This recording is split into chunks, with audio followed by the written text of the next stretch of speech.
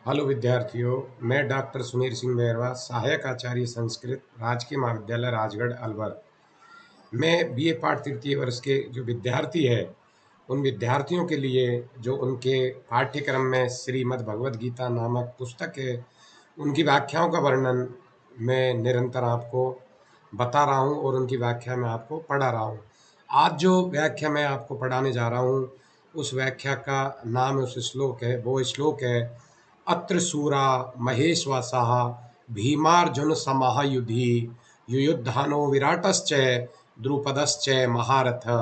तो देखिए, इस श्लोक से पूर्व का जो वर्णन है वो थोड़ा सा वर्णन मैं आपके सामने प्रस्तुत करने जा रहा हूँ।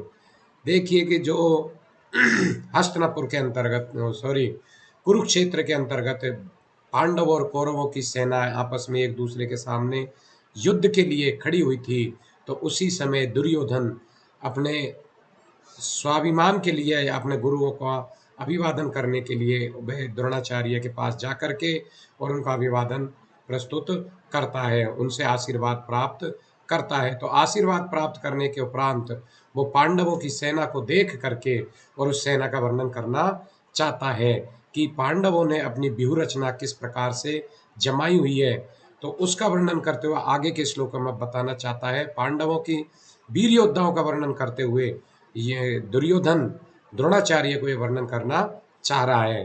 तो देखिए इस श्लोक में क्या बताया है कि अत्र अत्र सूरा अत्र सूरा महेश्वासः भीमार्जुना समः युधि युयुद्धानो विराटश्च द्रुपदश्च महारथ। इस श्लोक के अंतर्गत पांडवों की जिस सेनाओं में अति वीर योद्धा है, उनका परिगणन करते हुए दुर्योधन आचार्य द्रोणाचार्य को बता रहा है कि अत्र महेशवासा, हे गुरुवर, इस सेना में जो पांडवों की सेना है, इस सेना में महेवासा अर्थात बड़े बड़े धनुर्धर वीर योद्धा यहाँ पर उपस्थित हुए हैं। उनमें युधि अर्थात युधिष्ठर, भीम और अर्जुन के समान वीर योद्धा जो समझा जाता है, अर्थात उनके समान जो वीर योद्धा है वह च युद्धानो विराट, अर्थात जो कि युद्ध में पूरी तरह से निपुण है, धनुर्विद्या में पूरी तरह निपुण है, वह विराट पुत्र अर्थात विराट नरेश, छह महारथ अर्थात द्रुपद, जो राजा द्रुपद है, विराट राजा जो द्रुपद है, वह महारथी भी यहाँ पर उपस्थित हुआ है। तो देखिए जो ये श्लोक है, इसके अंतर्गत दुर्योधन आचार्य द्रोणाचार्य को ये पांडवों के जो योद्धा है, उन योद्धाओं का वर्णन करते हुए जो विराट नरेश द्रुपद है, उस द्रुपद का योद्धाओं अर्थात भीम और अर्जुन के समान उनकी तुलना करके उनका वर्णन करना यहाँ पर चाहता है कि हे महाराज, हे गुरुवर, इस सेना में तो बड़े बड़े वीर योद्धा उपस्थित हुए हैं तथा भीम और अर्जुन युधिष्ठिर के समान जो निरंतर निरंतर साहित्यिक या निरंतर साहित्यिकी के रूप में या धनुर्विद्या के रूप में जो निपुण है पूरी तरह से, वह विराट अर्थात महाराज द्रुपद भी इस युद्ध के अंतर्गत उपस्थित हुआ है। तो ये वर्णन वो यहाँ पर करना चाहता है। अगला जो सूत्र है, उस सूत्र के माध्यम से अगला जो श्लोक है, उस श्लोक के माध्यम से वो बताना चाहता है। देखिए पहला जो श्लोक मैंने आपको बताया है, उसमें वो ही आपको व्याकरण है, टिप्पणी है, जो मैं हर श्लोक के अंतर्गत आपको बताना चाहता हूँ, वो चीज़ आपको यहाँ पर बताना ही बताना है, क्योंकि जब तक व्याकरण और विशेष हम नहीं लिखेंगे तब तक हमारी व्याख्या सफल नहीं मानी जाती। अत्र सुरा अत्र मानी यहाँ सूरा महेशवासा भीमार्जन युद्धु विराटश्च द्रुपदश्च। विराट है नरेश अर्थात द्रुपद है नरेश, जिसका एक तरह से कर्मधारय समास का यहाँ पर वर्णन अपन कर सकते हैं। और इसी प्रकार इसमें विशेष के रूप में यदि अपन देखते हैं तो जो भीम और अर्जुन युधिष्ठिर जो युद्ध के निपुण कौशल माने जाते हैं, तो उनकी तुलना यहाँ पर विराट नरेश जो है राजा द्रुपद, उससे तुलना की गई है कि वो भी उसके समान योद्धा माना गया है। तो यहाँ पर भी उसके प्रति एक सम्मान भाव, उस अर्थात जो उसकी युद्ध कौशलता का निपुणता है उसका भी यहाँ पर वर्णन किया गया है। अब देखिए आगे का श्लोक जो है, दृष्टकेतु दृष्टकेतु चेकितानः, दृष्टकेतु चेकितानः काशीराजवीर्यवानः पुरुजित कुंती भोजश्च सैभ्यश्च नपुरुंगवः। इस श्लोक के अंतर्गत वापस से पुनः दुर्योधन के द्वारा गुरु द्रोणाचार्य के सामने उन पांडवों की सेना में जो वीर योद्धा उपस्थित हुए हैं, उन वीर योद्धाओं का वह फिर से वर्णन करना चाहता है, क्योंकि वहां उनकी सेना को देख करके दुर्योधन के मन में भी एक भय उत्पन्न हुआ है। तो वो देखना चाहता है कि इस युद्ध भूमि में पांडवों की तरफ से कौन कौन से योद्धा इनके साथ लड़ने के लिए आए हुए हैं, तो उनका वो वर्णन करना चाह रहा है। तो पुनः वापिस से इस श्लोक के अंतर्गत वो वर्णन करना चाहता है क्या कि देखो, दृष्ट केतु चेकितान वीर्यवान काशीराज। तो दृष्ट केतु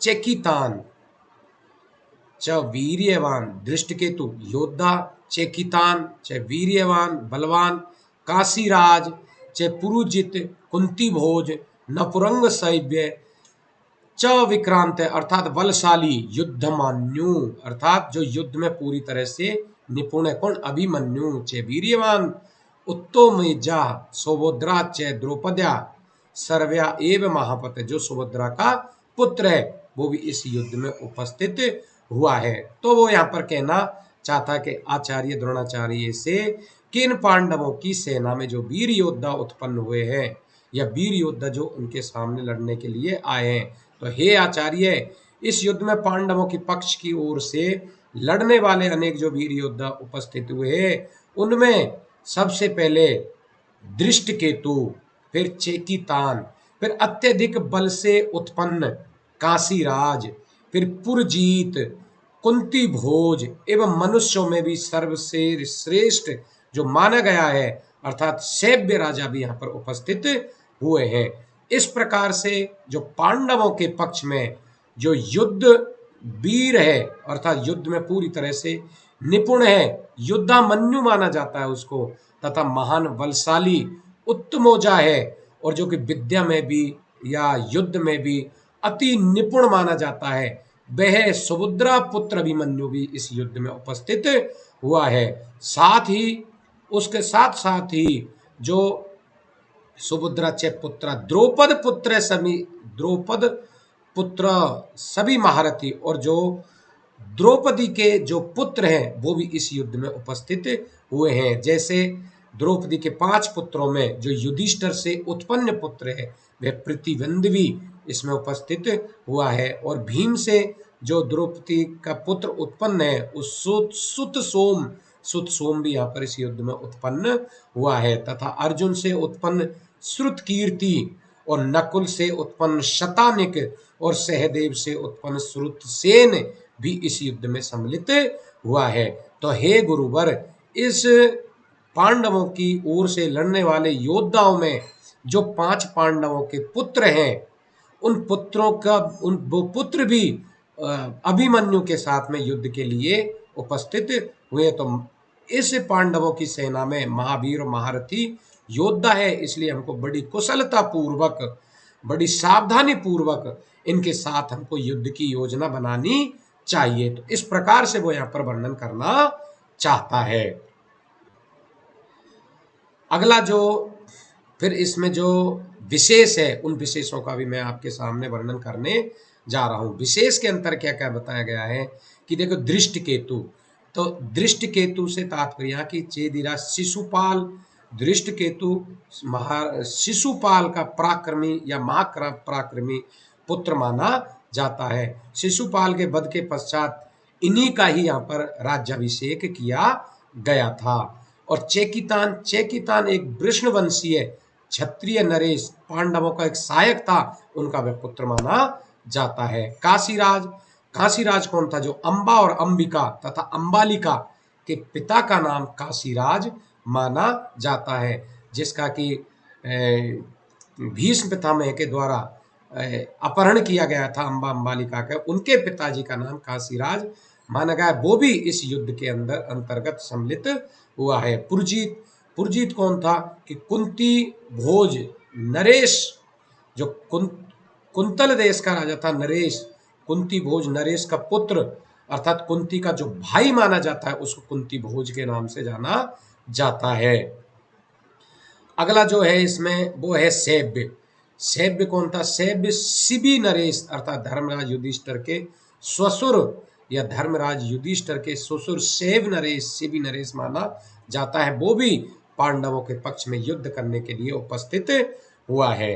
युद्धाभिमन्यु, और युद्धाभिमन्यु अर्थात जो महान धनुर्धर और महारथी है, पांचाल देश का सबसे सुंदर राजकुमार भी यहाँ पर युद्धाभिमन्यु उपस्थित हुआ है।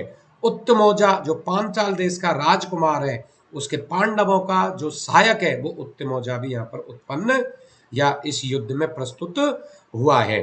तो इनका एक विशेष के रूप में यहाँ पर अपन वर्णन कर सकते हैं कि भाई कौन किसका पुत्र है और किसकी तरफ से वो युद्ध लड़ने के लिए प्रस्थान हुआ है या उपस्थित हुआ है। अब इसमें छंद आप चाहे एक ही छंद, वो निश्चित है, वो श्रीमद् भगवद गीता के जो प्रथम अध्याय अपन पढ़ने जा रहे हैं उसके अंतर्गत हमको अनुष्टुप छंद का ही प्रयोग करना होगा। लक्षण याद, एक बार आप याद कर लो, लक्षण आपको हमेशा के लिए हर व्याख्या के अंतर्गत आप उसी को लिख सकते हैं। श्लोक षष्ठम गुरुर्गेयम सर्वत्र लघु पंचमम द्विचतुष्पाद्यो हिरस्वम सप्तमम दीर्घ मन्ययो। तो इस प्रकार से इस जो श्लोक है इसका लक्षण हम आसानी से लिख सकते हैं। अब आती है देखो व्याकरणात्मक टिप्पणी। तो नरंग नरपुंगवः नरेषु पुंगवः, नरपुंगवः नरेषु, नरों में पुंगव, तो नरों में सप्तमी, तो सप्तमी तत्पुरुष समास। नरपुंगव जो मनुष्यों में श्रेष्ठ है, कौन? अर्थात सैव्य जो माना गया है, तो मनुष्यों में श्रेष्ठ है, तो नरेषु पुंगव, तो षष्ठी तत्पुरुष समास यहाँ हो जाएगा। और उत्तमोजा, उत्तम ओजः यस्य सः, अर्थात उत्तम है ओज जिसका, अर्थात जहां बहुब्रीहि समास माना जाएगा, अर्थात इसके अंदर प्रथम पद और द्वितीय पद को मिला करके जब तीसरे पद की उत्पत्ति कर दी जाती है तो उसे बहुब्रीहि समास के नाम से जाना जाता है, और इसमें प्रथम विभक्ति का प्रयोग, बहुवचन का प्रयोग किया गया है।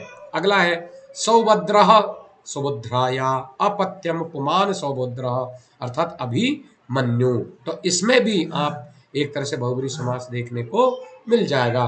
द्रौपदीयः, द्रौपद्या अपत्यम पुष्माम द्रौपद्या अर्थात द्रौपदी का पुत्र। च, च यहाँ चकार समुच्चय अर्थ में एक तरह से प्रयुक्त हुआ है। तो इस प्रकार से हम इसमें कई प्रकार की व्याकरणात्मक टिप्पणी लिख सकते हैं। तो आज मैंने आपको 2 या 3 श्लोकों की व्याख्याओं का वर्णन किया है, ये निश्चित रूप से आपके समझ में आएगी। धन्यवाद।